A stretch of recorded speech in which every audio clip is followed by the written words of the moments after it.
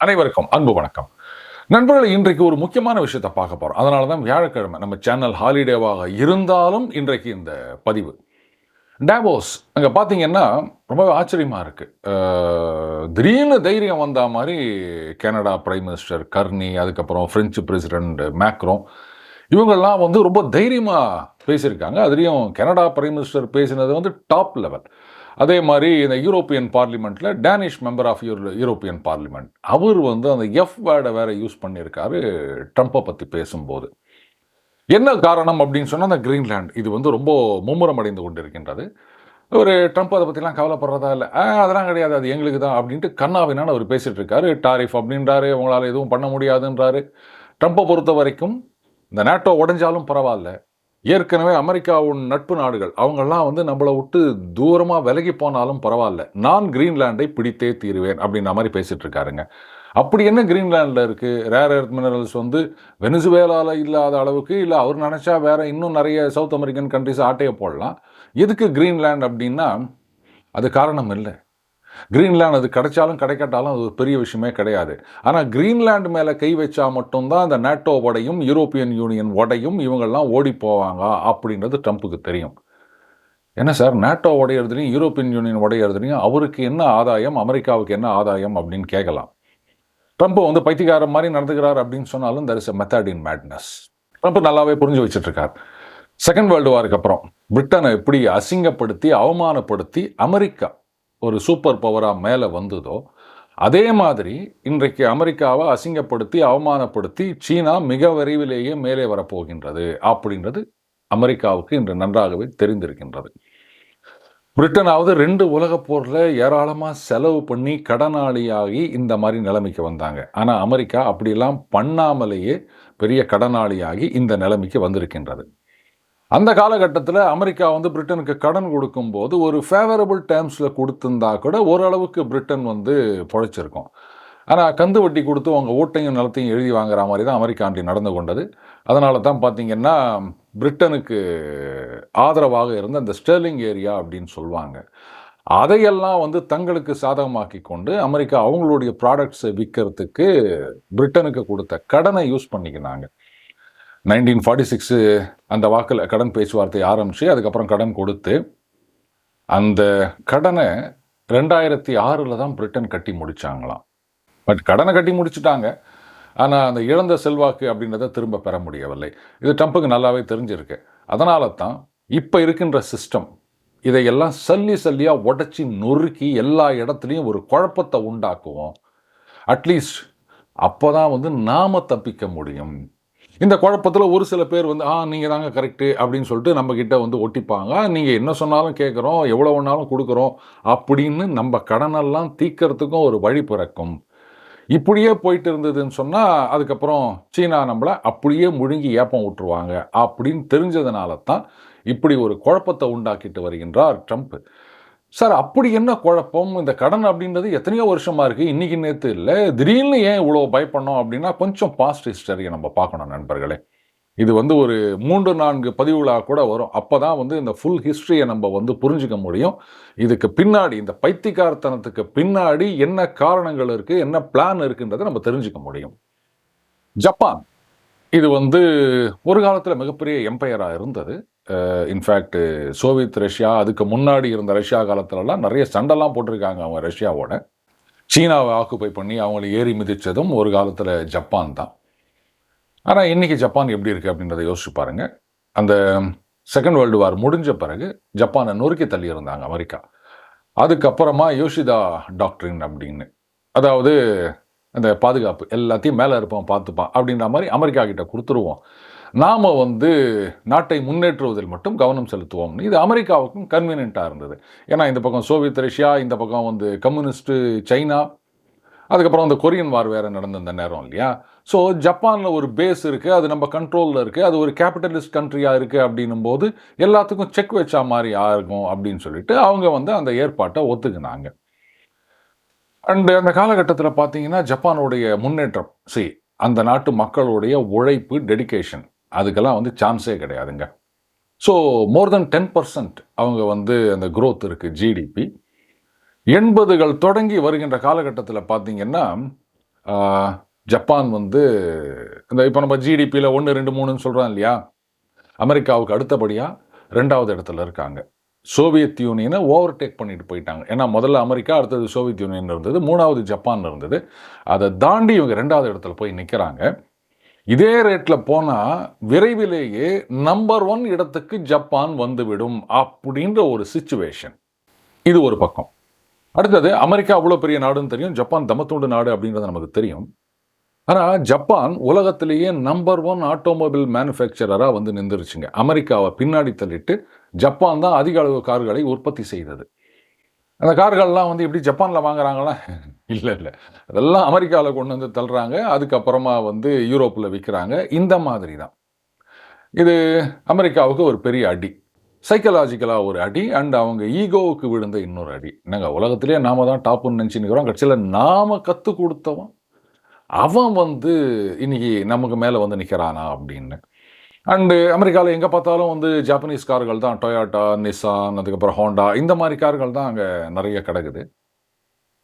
அமெரிக்க car கம்பெனிகள் அவங்களுடைய உற்பத்தியை குறைக்க வேண்டிய கட்டாயம், வேலைவாய்ப்பு போகின்றது. இது காரோட நிற்கலைங்க. இந்த 2-in-1 ஆகட்டும், கன்சூமர் எலக்ட்ரானிக்ஸ்னு சொல்கிறோம் இல்லையா, இதெல்லாம் ஜாப்பனீஸ் ப்ராடக்ட்ஸ் தான் வந்து அமெரிக்காவில் வந்து குவிஞ்சு நிற்குது. இப்போது டெமோக்ராட்ஸ் வந்து பிரச்சனை பண்ண ஆரம்பிச்சிட்டாங்க. அப்போ அங்கே பிரசிடெண்ட்டாக இருந்தது ரொனால்ட் ரேகன், ரிப்பப்ளிகன் பார்ட்டியில். அவர் வந்து இந்த டாரிஃப் இன்றைக்கி ட்ரம்ப் போட்டுனுக்கிறாரு, இதுக்கெல்லாம் டெட் அகெயின்ஸ்ட் அவர். இவங்களாம் என்ன பண்ணுறாங்க, என்னங்க நம்ம இண்டஸ்ட்ரியெலாம் நாசமாகி நிற்குது, எல்லாருக்கும் வேலை இல்லாமல் போய் நிற்குது, நீங்கள் வந்து இது மாதிரிலாம் பண்ணிட்டு இருந்தால் என்ன அர்த்தம், அதனால் வந்து ஜாப்பனீஸ் ப்ராடக்ட்ஸுக்கு எதிராக டாரிஃப் போடணும் அப்படின்றாங்க. ஆனால் ரேகனுக்கு அது ஒத்து வரலை. அதனால் என்ன பண்ணுறாரு, சரி நாம் பேசி தீர்த்துப்போம், ஒரு உடன்படிக்கைக்கு வருவோம் அப்படின்றாருங்க. அதே மாதிரி செப்டம்பர் 22, 1985 பிளாசா அக்கார்டுன்னு சொல்லுவாங்க. அந்த ஹோட்டல் பிளாசாவில் அந்த அமெரிக்காவுடைய அந்த ட்ரெஷரி செக்ரட்டரி, அதுக்கப்புறம் அப்போ அது G5ன்னு சொல்லுவாங்க, இன்றைக்கி நம்ம G7, G8ன்னு சொல்கிறோம் இல்லையா, அந்த மாதிரி America, Japan, west Germany, France, Britain, 5 நாடுகள், 5 நாடுகளுடைய ஃபினான்ஸ் மினிஸ்டர்ஸும் மீட் பண்ணுறாங்க. அப்போது அந்த யூஎஸ் ட்ரெஷரி செக்ரட்டரி, அவர் தான் ஃபினான்ஸ் மினிஸ்டர் மாதிரி, அவர் சொல்கிறாரு, இல்லை நாங்கள் இந்த டாலர் வேல்யூவை குறைச்சிக்கிறதா இருக்கோம், ஏன்னா நீங்கள் பாட்டுக்கு நிறையா கொண்டாந்து கொட்டுறீங்க, அது வந்து எங்கள் தொழிலெல்லாம் பாதிக்குது அப்படின்றாங்க. இவரும் வேறு வழி இல்லை, ஏன்னா பாதுகாப்பே அவங்க கண்ட்ரோலில் தான் இருக்குது இல்லையா, அதனால் இவங்களால் பெருசாக ஒன்றும் ப்ரொடெஸ்ட் பண்ண முடியாது. தகஷிதா, இந்த ஜாப்பனீஸ் ஃபினான்ஸ் மினிஸ்டர், அவர் என்ன நினைக்கிறாரு, கிராஜுவலாக ஒரு 5%, 10%, அதுவே அதிகம் அவர் எதிர்பார்த்தது அப்படின்னு நினச்சிட்டு ஒத்துட்டு போயிட்டாருங்க. ஆனால் over a period of time அந்த டிவேல்யூவேஷன் அப்படின்றது என்ன ஆகுதுன்னா, இவங்க அந்த அக்கார்டு சைன் பண்ணும்போது $1 240 yen இருந்தது. அதுக்கப்புறம் ஒரு வருஷம் 1.5 வருஷ காலகட்டத்தில் பார்த்தீங்கன்னா $1 அந்த 240 அப்படின்னு இருந்தது 120 yen ஆகிவிட்டது. இது சிம்பிளாக சொல்லணும் அப்படின்னா, அப்போ இன்றைக்கி இந்தியாவில் வந்து $1 90 இருக்கு இல்லையா, அது வந்து 45 ஆயிடுச்சு. இப்போ கரெக்டாக புரியுதா உங்களுக்கு? சார் என்ன சார், அப்போ டாலருக்கு எதிரான ரூபாய் மதிப்பு ஆர் என் மதிப்பு உயர்ந்ததுன்னா சந்தோஷம் தானே அப்படின்னா, இதைத்தான் நம்ம அன்றைக்கே ஏற்கனவே பார்த்தோம். இது எவ்வளவு பெரிய அடி அப்படின்றத ஜாப்பனீஸ் அன்றைக்கி தான் புரிஞ்சுக்கினாங்க. என்ன இப்போச்சு, ஓவர் நைட்டு இங்கே ஜப்பான்லேருந்து அமெரிக்காவுக்கு கார் ஏற்றுமதி பண்ணுறாங்க இல்லையா, அதெல்லாம் டாலரில் தானே ரேட் போட்டிருப்பாங்க. இங்கே என்னுடைய மதிப்பு டாலருக்கு எதிராக அப்படியே ஏறிட்டதுனால, இப்போ ஜப்பானில் உற்பத்தி பண்ணுற காரெல்லாம் வந்து அமெரிக்காவில் கொண்டு போய் வச்சுருக்காங்க இல்லையா விற்கிறதுக்கு. இது நாள் வரைக்கும் ஒரு $3000 அதனுடைய விலையாக இருந்தது அப்படின்னு சொன்னால், ஏன்னா இங்கே உற்பத்தியாவது ஜப்பானில், ஞாபகம் வச்சுக்கணும், அந்த பணம் இங்கே ஜப்பானுக்கு மறுபடியும் எண்ணாக திரும்பி வர வேண்டும். இப்போ அது 240 120 ஆயிட்டதுனால இவ்வளோ நாளாக $3000 இருந்த அந்த கார் இப்போ $6000 ஆயிடுச்சு. ஸோ ஜாப்பனீஸ் ப்ராடக்ட்ஸ் எல்லாமே வந்து கிட்டத்தட்ட டபுள் ஆயிடுச்சுங்க விலை. யாரும் வாங்கலை. இங்கே உற்பத்தி பண்ணுறதெல்லாம் வந்து எக்ஸ்போர்ட் பண்ண முடியல. வாங்குறதுக்கு ஆள் இருந்தால் தானே, விலை ஏறி போச்சு இல்லை எல்லாமே. அப்போது வாங்குறதுக்கு ஆள் இல்லைன்னும் போது அந்த ஸ்டாக்கை எங்கே கொண்டு போய் தள்ளுவாங்க? ஏற்கனவே ஸ்டாக்கு விற்காமல் இருக்குதுன்னும் போது புதுசாக என்ன உற்பத்தி பண்ணுவாங்க? தொழிற்சாலையெல்லாம் இழுத்து மூடு. தொழிற்சாலை இழுத்து மூடினா சம்பளம் மட்டும் கொடுத்துட்டு இருப்பாங்களா? விற்பனையும் இல்லை, காசும் இல்லை, வருமானம் இல்லை, லாபம் இல்லை, சம்பளம் மட்டும் கொடுப்பாங்களா? அப்போ லட்சக்கணக்கான பேருக்கு வேலை கிடையாது. வேலை கிடையாதுன்னா என்ன பண்ணுவாங்க? இதுக்காகத்தான் என்ன பண்ணுறாங்க, ஜாப்பனீஸ் கவர்மெண்ட் ஒரு மிகப்பெரிய ஃபினான்ஷியல் பிளண்டர் கமிட் பண்ணுறாங்க. அந்த வட்டி விகிதம் அதை வந்து சர்ன்னு குறைக்கிறாங்க. 5%லேருந்து 2.5% ஆகிறாங்க. அவங்க என்ன நினச்சாங்கன்னா, இந்த ஃபினான்ஸ் சீப்பாக இருந்ததுன்னு சொன்னால் கம்பெனிகள் வந்து அதை வச்சு இன்னும் கொஞ்சம் டெவலப் பண்ணுவாங்க. ஆர்என்டியில் யூஸ் பண்ணுவாங்க, இன்னோவேஷனுக்கு யூஸ் பண்ணுவாங்க, காஸ்ட் கட்டிங் என்ன பண்ணலாம் அதை யூஸ் பண்ணுவாங்க. ஸோ தட் நம்மளுடைய ப்ராடக்ட்ஸ் வந்து மறுபடியும் காம்படிட்டிவ் ஆகும், சீப்பராக தயாரிக்கலாம், மறுபடியும் வெளிநாட்டுக்கு ஏற்றுமதி பண்ணலாம். இப்படிலாம் நிறைய கணக்கு. ஆனால் அந்த கணக்கு எதுவும் ஒர்க் அவுட் ஆகலை. இந்த பணம் உள்ளே வந்தது, கம்பெனிகள்லாம் என்ன பண்ணுறாங்க, ஸ்டாக் மார்க்கெட்லேயும் அதுக்கப்புறமா ரியல் எஸ்டேட்லேயும் கொண்டு போயிட்டு இன்வெஸ்ட் பண்ணுறாங்க. பூம்னா பூம், அப்படி ஒரு பூம். கிட்டத்தட்ட 3-4 வருஷத்தில் அந்த ஜாப்பனீஸ் ஸ்டாக் மார்க்கெட் அப்படின்றது வந்து 38,000 சம்திங் அப்படின்னு உச்சத்துக்கு போயிடுச்சு. அதுக்கப்புறம் அந்த கிராஷ், அதுலேருந்து அந்த பழைய உச்சத்துக்கு போகிறதுக்கு it took more then 35 years. 3 வருஷத்தில் கெயின் பண்ணது நஷ்டத்துக்கு பிறகு 35 வருஷம் ஆச்சு அந்த உச்சத்தை தொடுவதற்கு ஸ்டாக் மார்க்கெட். அப்போனா எந்த அளவுக்கு அந்த பபுள் இருந்திருக்கும் அப்படின்னு பார்த்துக்கங்க. ஜனங்களுக்கு இது ஒரு பொழுதுபோக்காகி போச்சு. நம்ம அந்த சப்ரைம் கிரைசிஸ் அப்படின்னு சொல்லிட்டு அமெரிக்காவில் நடந்தது பார்த்தோம் இல்லையா, அந்த மாதிரி நிலத்தை வாங்க வேண்டியது, அது வந்து அப்படியே விலை ஏறினே போகுது, விற்க வேண்டியது, இல்லை அதில் இன்வெஸ்ட் பண்ணுறது அப்படின்னு கண்ணா பின்னான்னு விலை ஏறி போயிட்டு ஜோக்கா சொல்லுவாங்க. ஒரு காலத்தில் அங்கே எம்பையர் பேலஸ்னு ஒரு இடம் இருந்ததுதான். அது ஒரு சும்மா ஒரு அரண்மனை, அதை சுற்றி ஒரு தோட்டம் அப்படின்னு வச்சுக்கோங்களேன். அந்த ஒரு இடத்துடைய விலை அமெரிக்காவில் கலிஃபோர்னியா ஸ்டேட் இருக்கு இல்லையா, அதை விட அதிகம் அப்படின்னு சொல்லுவாங்க. சொல்லப்போனால் ஒட்டுமொத்த ஜப்பானையும் நீங்கள் வந்து ஒரு ரியல் எஸ்டேட் புரோக்கர் மாதிரி ஸ்கொயர் ஃபீட் இவ்வளோ அப்படின்னு ரேட்டு போட்டிங்கன்னா, அமெரிக்கா எவ்வளோ பெருசு இருக்குது, அந்த அமெரிக்க ரேட்டை விட ஜப்பான் 4 மடங்குக்கு மேலே இருந்தது அப்படின்னு சொல்லுவாங்க. அந்த அளவுக்கு அது ஒரு பபுள் இருந்ததுங்க. 89 இதுக்கு மேலே வேலைக்கு ஆகாது அப்படின்றத பேங்க் ஆஃப் ஜப்பான் புரிஞ்சுக்கினாங்க. ஏன்னா இந்த கம்பெனிகள்லாம் உற்பத்தி செஞ்சு விற்று லாபம் பார்த்துருந்தாங்க. ஆனால் இந்த சீப் இன்ட்ரெஸ்ட் ரேட் வந்த பிறகு என்ன ஆகிப்போச்சு, எந்த ஒரு கம்பெனி எடுத்தாலும் அவங்களுடைய ப்ராஃபிட்டில் சேல்ஸ்லேருந்து வந்ததை விட ஸ்டாக் மார்க்கெட் இன்வெஸ்ட்மெண்ட்டு, ரியல் எஸ்டேட்டில் போட்டதுலேருந்து வந்த ரிட்டர்ன்ஸு, இதுதான் வந்து மோர் தென் 50% இருக்குது. விற்பனை இல்லை, லாபம் இல்லை. அதனால தான் பேங்க் ஆஃப் ஜப்பான் என்ன பண்ணியிருக்காங்க, இன்ட்ரெஸ்ட்டு இன்க்ரீஸ் பண்ணுறாங்க. இன்க்ரீஸ் பண்ண உடனே பபுள் டமால்னு உடைந்து விட்டது. இன்ஃபேக்ட் 90களுக்கு பிறகு பேங்க் ஆஃப் ஜப்பான் என்ன பண்ணுறாங்க, அவங்களுடைய அந்த இன்ட்ரெஸ்ட் ரேட் அப்படின்றத நம்ப மாட்டீங்க 0% அப்படின்னு கொண்டு வராங்க. ஆனால் கிட்டத்தட்ட ஒரு 20-30 வருஷங்கள் நாசமாக போச்சு ஜப்பானை பொறுத்த வரைக்கும். 20 வருஷம் டோட்டல் வேஸ்ட், அதில் எந்த சந்தேகமும் கிடையாது. அந்த காலகட்டத்தில் அவங்களுடைய க்ரோத் ரேட் வந்து நெகட்டிவில் இருந்து அதுக்கப்புறமா ஸ்டெபிலைஸ் ஆகி அந்த ஜிடிபி க்ரோத்ன்றது 1% டச் பண்ணுறதுக்கே முக்குன்னு முக்கிட்டு இருக்காங்க. அண்ட் அவங்களுடைய அந்த கடன் சுமை அப்படின்றது, அமெரிக்காவுடைய கடன் சுமையை பற்றி தான் நம்ம பேசிகிட்டு இருக்கோம். ஆனால் ஜப்பானுடைய கடன் சுமை வந்து கண்ணாவினான்னு இருக்குதுங்க. ஜிடிபியோட வச்சு பார்த்தீங்கன்னா பல மடங்கு அதிகமாக இருக்கின்றது. எல்லாத்தையும் சுமந்துக்குன்னு அந்த ஜாப்பனீஸ் இன்ஜின் அப்படின்றது ரொம்ப ஸ்லோவாக, இன்னும் அந்த காலத்து அந்த கரிவண்டின்னு சொல்லுவாங்களே அந்த ஸ்பீடில் தான் போயிட்டுருக்கு. சைனாலாம் அப்போ ஒன்றுமே கிடையாது. ஜப்பான் தான் வந்து டாப்பில் இருந்தது. உலகம் முழுக்க ஜாப்பனீஸ் ப்ராடக்ட்ஸ் தான். இங்கேயும் பார்த்தீங்கன்னா அந்த நேஷ்னல் பேனோசானிக்கு, தோஷிபா, இதெல்லாம் தான் வந்து கோலோச்சிய காலம். துபாயிலேருந்து யாராவது வராங்க அப்படின்னு சொன்னால் அந்த நேஷ்னல் செட் வாங்கிட்டு வாங்க அப்படின்னு சொல்லுவாங்க. எங்கே பார்த்தாலும் ஜாப்பனீஸ் பிராண்டு தான் இருந்தது. ஆனால் அப்படி உச்சத்தில் இருந்த ஒரு நாடு இன்றைக்கி வந்து ஒன்றும் பண்ண முடியாமல் உக்காந்துட்ருக்கு அப்படின்னா ஒரே காரணம், அமெரிக்கா போட்ட ஒரே கையெழுத்து.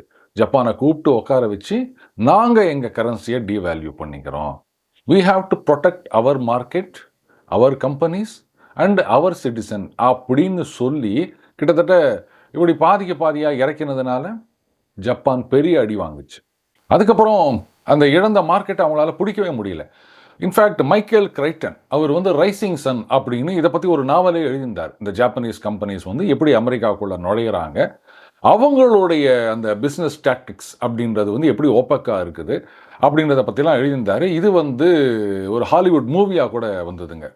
அண்ட் நம்ம அன்றைக்கி சொன்ன மாதிரி அந்த டெமோக்ராட் காங்கிரஸ்மேன் அவங்கெல்லாம் என்ன பண்ணியிருக்காங்க, அந்த தோஷிபா 2-in-1 இந்த கேபிட்டல் ஹில் முன்னாடி கொண்டு வந்து வச்சு அதை வந்து கட்டையால் அடித்து உடைச்சி இந்த மாதிரி அமெரிக்க தொழிலை எல்லாம் ஜப்பான் வந்து முழுங்கிடுது அப்படின்னு. அதுக்கப்புறம் ஒரு சைனீஸ் பார்ன் அமெரிக்கன் அவர் வந்து ஜாப்பனீஸ் அப்படின்னு தப்பாக நினச்சிக்கின்னு அமெரிக்க தொழிலாளர்கள் சில பேர் அவர் அடித்து கொன்று இவங்களால தான் எங்கள் வேலையெல்லாம் போயிடுச்சு அப்படின்னு இந்த ஹேட் கிரைம் எல்லாமும் அதிகமானது அமெரிக்காவில். இதனால தான் வந்து சத்தம் காட்டாமல் ஒரே ஒரு கையெழுத்தில் எல்லாத்தையும் முடிச்சு விட்டார் ரொனால்ட் ரேகன். இப்போ நண்பர்களுக்கு ஒரு சந்தேகம் வரணும். சார் இவ்வளோ சுலபமாக ஒரு வழி இருக்குது அப்படின்னும் போது அன்றைக்கி ரொனால்ட் ரேகன் பண்ண மாதிரி இன்றைக்கி டொனால்ட் ட்ரம்ப் டொனால்டு ரைமிங்காக இருக்குல்ல, அவருமே வந்து ரைட்டுங்க சைனீஸ் கரன்சிக்கு எதிராக டாலரை வந்து நாங்கள் டீவேல்யூ பண்ணுறோம் அப்படின்னு இவங்களே வேல்யூவை குறைச்சிக்கினாங்கன்னு சொன்னால் அப்போ சைனீஸ் ப்ராடக்ட்ஸ் எல்லாம் வந்து கபால்னு வந்து நீங்கள் சொன்ன மாதிரியே 2 மடங்கு விலை ஏறிடும், யாரும் வாங்க மாட்டாங்க. அப்புறம் அமெரிக்க தொழிலெலாம் அப்படியே முன்னேறும். இதையெல்லாம் விட்டுட்டு அவர் ஏன் வந்து வெனிசுவேலாவை பிடிக்கிறேன், கிரீன்லாண்டை பிடிக்கிறேன், ஈரானை அடிக்கிறேன், இப்படிலாம் சுற்றிட்டுருக்காரு அப்படின்னு யோசிச்சு வைங்க. இதற்கான பதில் ஏன் வந்து இந்த மாதிரியான சேம் பாலிசியை டொனால்ட் ட்ரம்ப்பால் ஃபாலோ பண்ண முடியாது, அப்படி பண்ணால் அமெரிக்கா வந்து என்றைக்கோ ஒரு 10 வருஷம் கழிச்சு அழிய போகிறத ஒரே வருஷத்தில் தேடிக்கும் அப்படின்றத அடுத்த பதிவில் நம்ம பார்க்கலாம். மீண்டும் அடுத்த பதில் சந்திப்போம். வணக்கம்.